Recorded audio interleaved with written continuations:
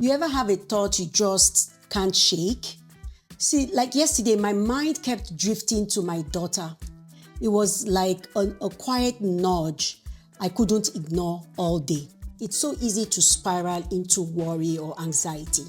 So this is what I did. I paused and I asked, is this my intuition telling me something, or just anxiety or worry?